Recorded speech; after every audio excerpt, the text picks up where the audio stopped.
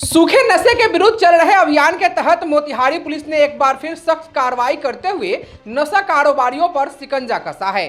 Police अधीक्षक स्वर्ण प्रभात के निर्देश पर जिले भर में विशेष समकालीन अभियान चलाया जा रहा है, जिसके तहत थाना स्तर पर लगातार छापेमारी की जा रही है। इसी कड़ी में अनुमंडल पुलिस पदाधिकारी सिकरहना के नेतृत्व में शिकारगंज थाना क्षेत्र के रुपहरा गांव में उदय प्रसाद की दुकान पर विधिवत छापेमारी की गई। छापेमारी के दौरान पुलिस ने 24 पुड़िया गांजा जैसा मादक पदार्थ, 17 पीस गोगो तथा 14 पीस भांग का गोला गोकुल बरामद किया है। पुलिस ने मौके से सभी मादक पदार्थों को जब्त कर लिया है और आरोपी पूर्वी चंपारण के शिकारगंज थाना क्षेत्र अंतर्गत रुपहरा गांव निवासी स्वर्गीय राघव प्रसाद के पुत्र उदय प्रसाद को गिरफ्तार कर लिया है। इसी अभियान के तहत मुफस्सिल थाना क्षेत्र के बसवरिया गांव में भी पुलिस ने बड़ी कार्रवाई की। यहां अमिताभ शुक्ला की हार्डवेयर दुकान में छापेमारी कर 1 डब्बा गोगो, 3 पीस सनफिक्स, 3 पैकेट भांग का गोला लहरी और 3 पीस व्हाइटनर, 13 पीस चीलम और 18 पुड़िया गांजा बरामद किया है। पुलिस के अनुसार इन वस्तुओं का इस्तेमाल नशे के रूप में किया जा रहा था।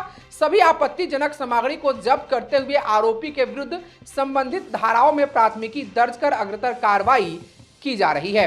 पुलिस अधिकारियों का कहना है कि सूखा नशा युवाओं के भविष्य को बर्बाद कर रहा है और इसे जड़ से खत्म करने के लिए अभियान लगातार जारी रहेगा। आम लोगों से भी अपील की गई है कि यदि उनके आसपास कहीं भी नशे का अवैध कारोबार होता दिखे तो तुरंत पुलिस को सूचना दे, ताकि समय रहते कार्रवाई की जा सके।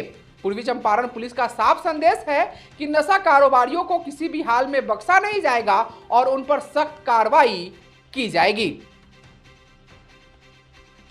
क्या गंडक नदी पर बना यह अहम पुल किसी बड़े हादसे का इंतजार कर रहा है? ईस्ट वेस्ट कॉरिडोर यानी राष्ट्रीय राजमार्ग 27 की सबसे अहम कड़ी माना जाने वाला डुमरिया घाट पुल इस समय संभावित खतरे के मुहाने पर खड़ा है। गंडक नदी पर बना यह पुल गोपालगंज और पूर्वी चंपारण जिले को सीधे जोड़ता है और रोजाना हजारों छोटे बड़े वाहन इसी रास्ते से गुजरते हैं। लेकिन हाल ही में सामने आई तकनीकी खराबी ने इस महत्वपूर्ण सेतु की सुरक्षा पर बड़ा सवाल खड़ा कर दिया है। जानकारी के अनुसार पुल की अधिकतम भार वहन क्षमता 110 टन निर्धारित है। इसके बावजूद पिछले दिनों करीब 210 टन वजनी ओवरलोडेड मालवाहक वाहन को इस पुल से गुजारा गया। बताया जा रहा है कि इसी असामान्य दबाव के कारण पुल की स्प्रिंग तकनीक फेल हो गई और कई नट बोल्ट ढीले होकर अलग हो गए, जिससे संरचना को मिलने वाला जरूरी संतुलन और सपोर्ट खत्म हो गया। विशेषज्ञों का कहना है कि किसी भी बड़े पुल में स्प्रिंग या बेरिंग सिस्टम का काम वाहनों के गुजरने पर उत्पन्न होने वाले कंपन और तनाव को नियंत्रित करना होता है। यह सिस्टम भार पड़ने पर ऊर्जा को समाहित करता है और लोड हटने पर संरचना को सामान्य स्थिति में वापस लाता है। लेकिन जब यही सिस्टम क्षतिग्रस्त हो जाए तो पुल लगातार अतिरिक्त दबाव में रहता है और कंपन अनियंत्रित हो सकता है।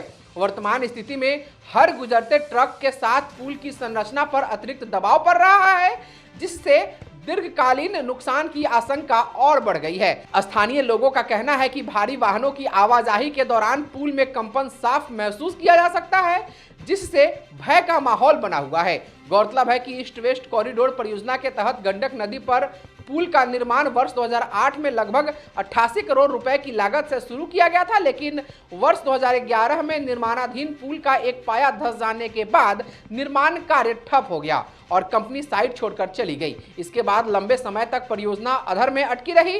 वर्ष 2022 में करीब 167 करोड़ रुपए की लागत से नई सिरे से टेंडर जारी किया गया और स्टील स्ट्रक्चर से पुल निर्माण की योजना की बात कही गई, ताकि पहले आई तकनीकी दिक्कतों को दूर किया जा सके। हालांकि वर्तमान में जमीनी स्तर पर निर्माण कार्य की रफ्तार बेहद धीमी बताई जा रही है, जिससे लोगों में नाराजगी और चिंता दोनों बढ़ती जा रही है। यह पुल न केवल 2 जिले को जोड़ता है, बल्कि व्यापार, शिक्षा, स्वास्थ्य और आपातकालीन सेवाओं के लिए भी जीवन रेखा माना जाता है।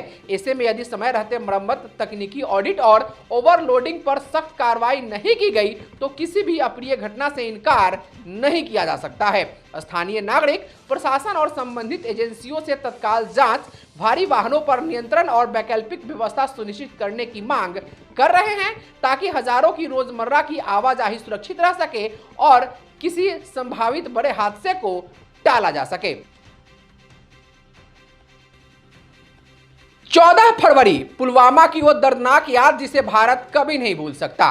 पुलवामा अटैक में शहीद हुए 40 वीर जवानों की पुण्य स्मृति में मोतिहारी के ज्ञान लाइब्रेरी द्वारा एक भावपूर्ण और श्रद्धांजलिपूर्ण कैंडल मार्च का आयोजन किया गया। यह कार्यक्रम केवल एक औपचारिक आयोजन नहीं बल्कि शहीदों के प्रति सम्मान, गर्व और राष्ट्रभक्ति की सजीव अभिव्यक्ति था।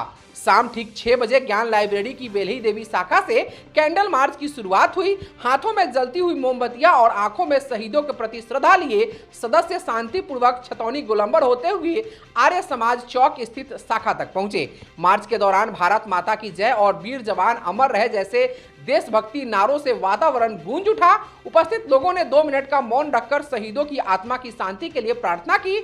उस पल पूरा माहौल गमगीन हो उठा, लेकिन साथ ही हर चेहरे पर अपने वीर सपूत पर गर्व की झलक साफ दिखाई दे रही थी। इस आयोजन में ज्ञान लाइब्रेरी के संचालक रोहित प्रताप सिंह के नेतृत्व में विनायक जायसवाल, आकाश कुमार, मोनिका सिंह, प्राइमरी शिक्षिका अर्चना कुमारी, निखिल सिंह, कला शिक्षक रवि कुमार और रजनीश यादव सहित सैकड़ों सदस्य शामिल हुए। सभी ने एक स्वर में कहा कि देश की रक्षा के लिए अपने प्राणों की आहुति देने वाले जवानों का बलिदान कभी नहीं भुलाया जा सकता है। उनका त्याग और समर्पण आने वाली पीढ़ियों को राष्ट्रभक्ति, कर्तव्य निष्ठा और समाज सेवा की प्रेरणा देता रहेगा। कार्यक्रम के अंत में ज्ञान लाइब्रेरी के सदस्यों ने संकल्प लिया कि वे हमेशा राष्ट्र हित और समाज सेवा के कार्यों में आगे रहेंगे तथा युवाओं में देश प्रेम और सामाजिक एकता की भावना को मजबूत करने के लिए निरंतर प्रयास करेंगे। यह कैंडल मार्च न केवल श्रद्धांजलि का प्रतीक था बल्कि यह संदेश भी था कि पूरा देश अपने वीर जवानों के साथ खड़ा है और उनके बलिदान को सदैव याद रखेगा।